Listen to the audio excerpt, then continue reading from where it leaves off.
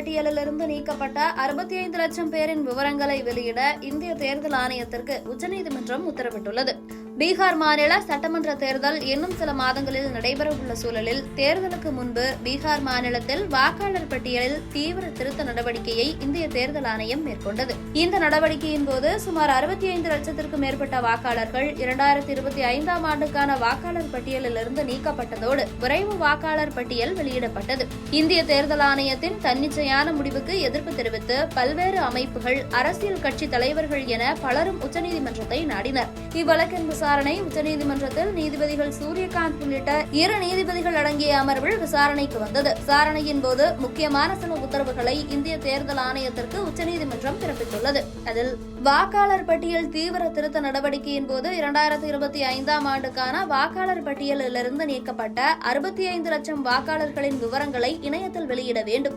இணையத்தில் வெளியிடக்கூடிய நடவடிக்கை 4 நாட்களுக்குள் செயல்படுத்த வேண்டும். அதில் மாவட்ட வாரியாக எத்தனை பேர் நீக்கப்பட்டுள்ளனர், அவர்கள் யார் யார், நீக்கப்பட்ட இறந்தவர்களின் எண்ணிக்கை என்ன, நீக்கப்பட்ட புலம்பெயர்ந்த வாக்காளர்களின் எண்ணிக்கை என்ன உள்ளிட்டவை குறிப்பிடப்பட வேண்டும். மாவட்ட வாரியாக நீக்கப்பட்ட வாக்காளர் விவரங்கள் மாவட்ட தேர்தல் அதிகாரியின் வலைதளத்தில் இடம்பெற வேண்டும். அதிகபட்ச புழக்கத்தில் உள்ள உள்ளூர் மொழி செய்தித்தாள்களில் விளம்பரமாக அளிக்கப்பட வேண்டும். மத்திய அரசின் தூர்தர்ஷன் மற்றும் பிற செய்தி சேனல்கள் மூலம் நீக்கப்பட்ட வாக்காளர் விவரங்கள் மற்றும் நடைமுறைகள் குறித்து ஒளிபரப்ப வேண்டும். மாவட்ட தேர்தல் அதிகாரியிடம் சமூக ஊடக அதிகாரப்பூர்வ கணக்குகள் இருந்தால் அங்கு இது குறித்தான அறிவிப்பை வெளியிட வேண்டும். நீக்கப்பட்ட 65 லட்சம் வாக்காளர்களின் வாக்குச்சாவடி வாரியான பட்டியலை பஞ்சாயத்து அலுவலகங்கள் மற்றும் தொகுதி மேம்பாட்டு அலுவலகங்களில் உள்ள பலகையில் பிரசுரிக்க வேண்டும். மிக முக்கியமாக வாக்காளர்களின் இறுதி பட்டியலை சேர்க்க விரும்புவோர் அவர்களது கோரிக்கையை வழங்கும் போது ஆதார் அட்டைகளையும் ஆவணங்களாக வழங்கலாம் என விளம்பரம் செய்ய வேண்டும்.